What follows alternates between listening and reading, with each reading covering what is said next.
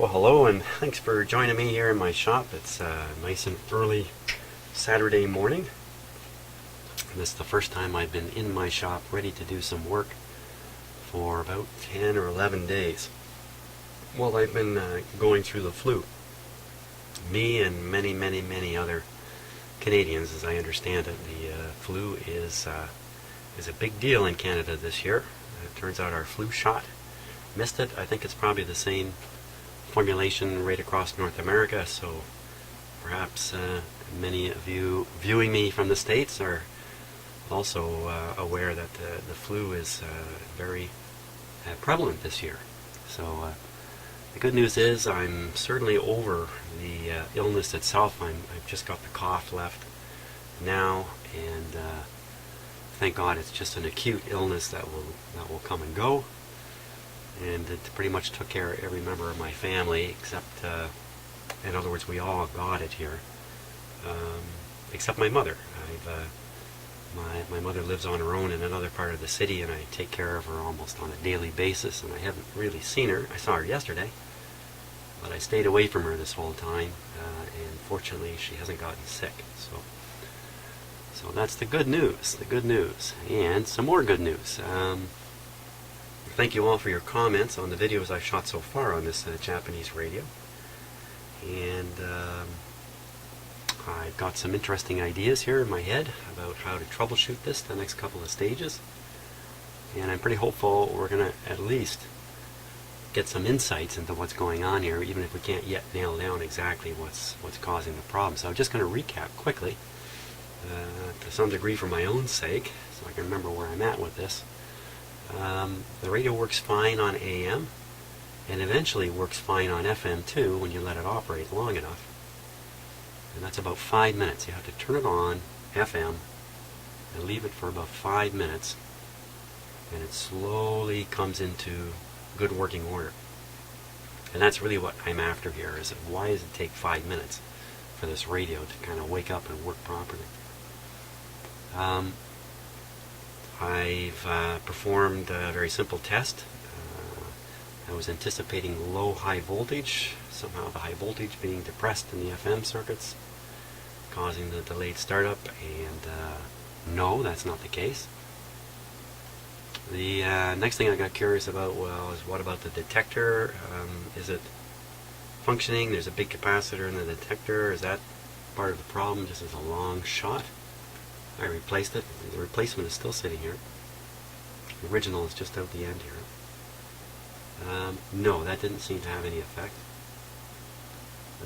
Been a bit of a discussion in the comments around the detector diodes, which are down here.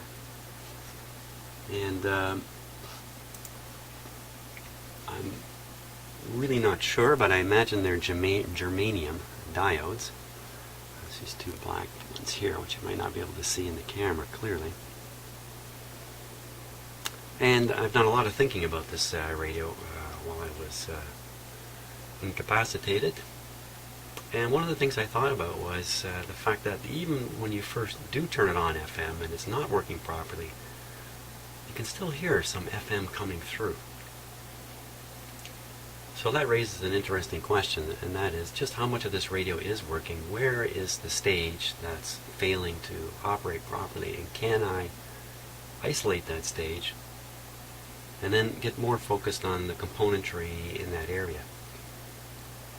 So I was thinking about the idea that perhaps the problem is with the detector, which means the IF strip in the FM radio would be working. Everything would be working fine up until the detector, and I wondered if I could, pardon the use of the word, detect the signal a little earlier in the radio and find out if in fact the signal really is making it through the radio fine, and the problem really is with the detector, perhaps those diodes, I don't really know, maybe a capacitor, I don't know for sure. And so I thought of a clever way, at least for me it's clever anyway, to listen to the radio ahead of the detector and figure out if the signal is actually working well up to that point. And so I happen to have another detector here. Yes. check this out.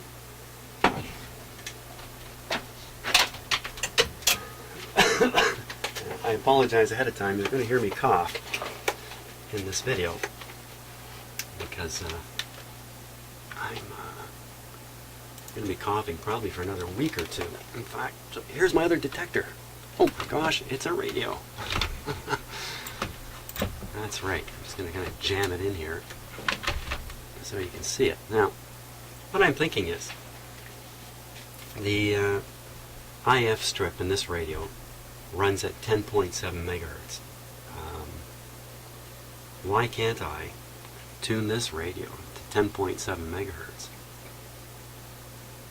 Take a lead from the antenna, connect it in or hold it near or do some kind of connection into the circuitry of the radio and actually listen to the 10.7 signal as it travels through the varying stages. And the answer is, I don't know. I've never done anything like that before.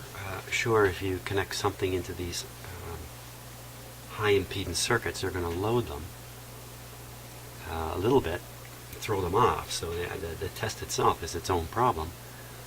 But nevertheless, I thought it'd be lots of fun to give it a try and just see, by some chance, if I can't pick up the signal. And thereby realize the radio is actually working fairly well now. Excuse me. Let me just rearrange things here a little bit.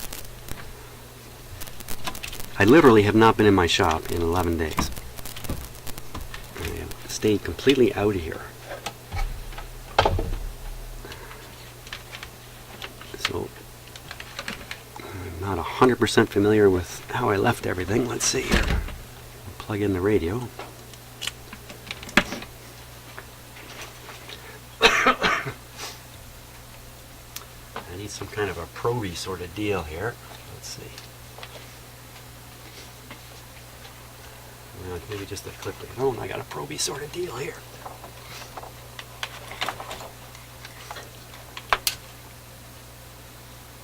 I always like these experimental approaches to things. And the idea that I'm trying something I've never done before. Because I find often along the way I learn stuff unintentionally. So what I'm doing here is just a little bit out of view of the camera. Not a particularly high-tech thing. Just clipping the clip lead. You can see it there on the antenna. So that's just connected. I can make the clip lead stay on.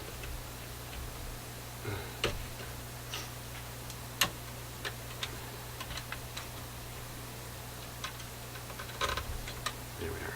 Now, funny enough, just a minute before I came down into my shop, the owner of this radio texted me. It asked me if I was better and was I making any progress on his radio. So let's hope I can nail something down here quickly. Because I do have a lot of other interesting projects to get working on too. Not that this one isn't interesting, it's interesting too. So let's put on the radio here. I'll tune it to shortwave. 10.7.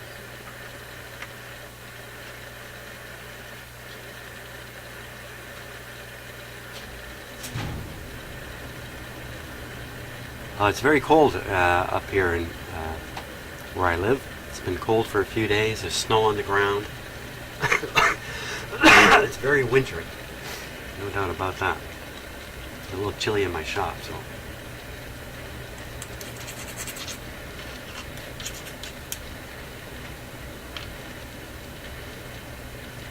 I can hear the radio quiet a little bit when I ground that lead there. Let me get these excess wires out of here first, too.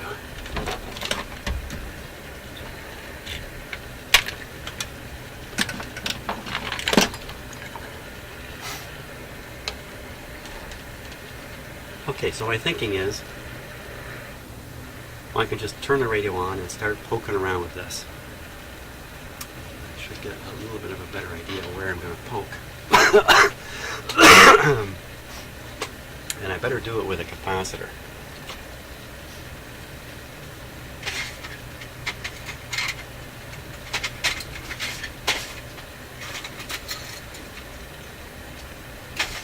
I really have no reason to think that this radio is safe the way it is. I mean, I suppose it is. You know, it's not. There's no connection back from the radio to this between these radios. This is battery operated, sitting isolated on my bench. If I should touch the probe to a couple hundred volts, the worst that can happen, I think, is the whole radio goes up to a couple hundred volts. It doesn't actually do anything. I got an awful lot of length of clip lead here too, which kind of worries me. But let's give this a go and see what happens. The radio should be quite sensitive, really.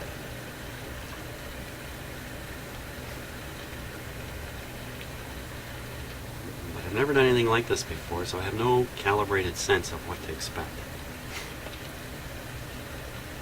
Just out in the wild here.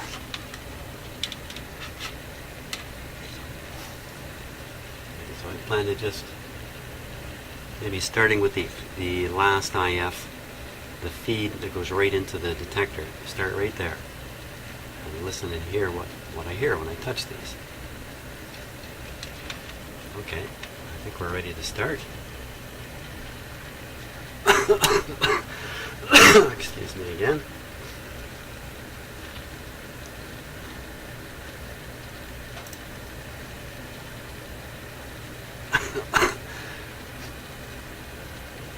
Just doing a bit of a safety check here since it has been so long since I've been in the shop. For all I know, Draper's been in here working. But everything looks good. I've got about 3 minutes to do this test before the radio will come up. The volume is set about halfway. Speakers are connected the way they should be. We're in business. And here we go. Okay, now I'm just going to give the radio a moment here. So I know the tubes are conducting. Okay, we're already at that point.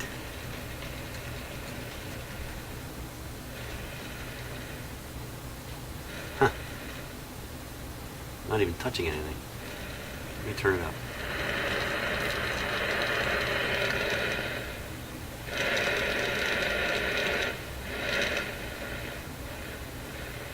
Very strong 10.7 coming through there.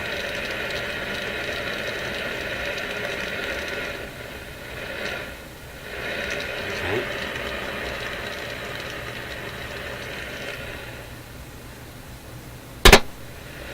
It's coming out of this speaker here. Let's hear the radio itself. That's the radio itself. Okay, turn the volume down, volume up on the tester.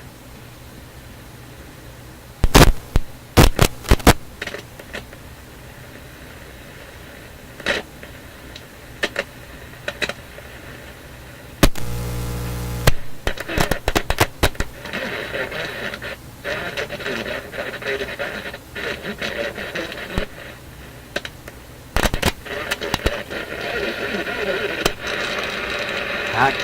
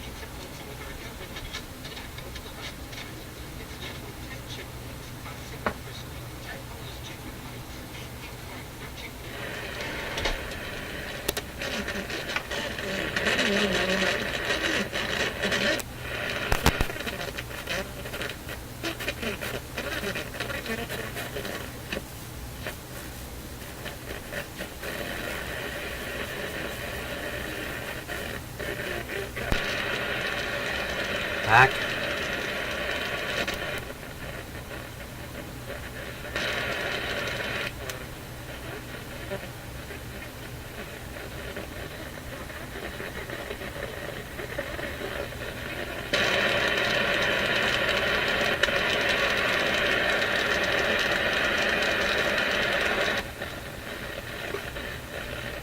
Okay, interesting. So I'm back a couple of stages. I'm at the front end now of the IF.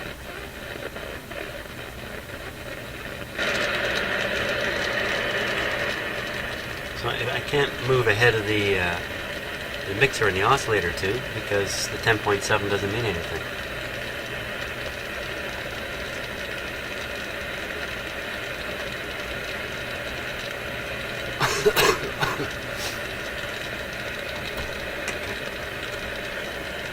Okay, so I shut the radio off because I don't want it to come all the way to life.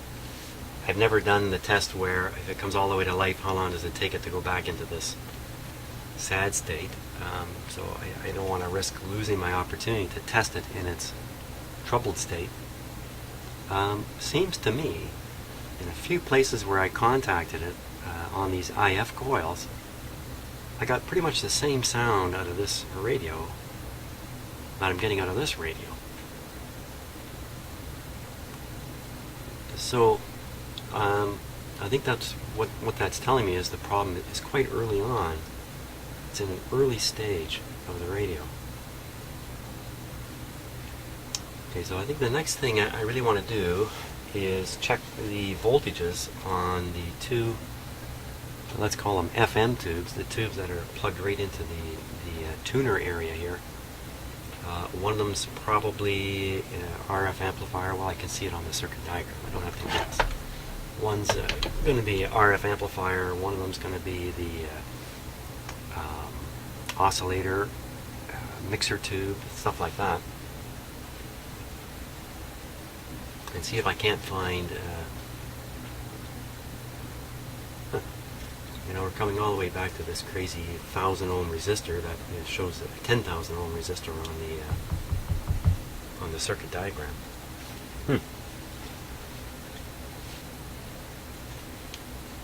What are the chances that this radio has always been like this since the day it came out of the factory? I just have so much trouble believing that.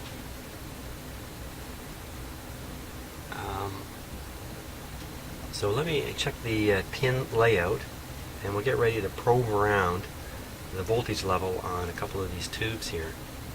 And what I'm looking for is something like plate too low, grid too high, screen grid not receiving its voltage, something like that. So I'll set it for that. I think we did manage to isolate it back in the radio anyway. I'm going to leave the detector end of this thing alone for not be so concerned about it.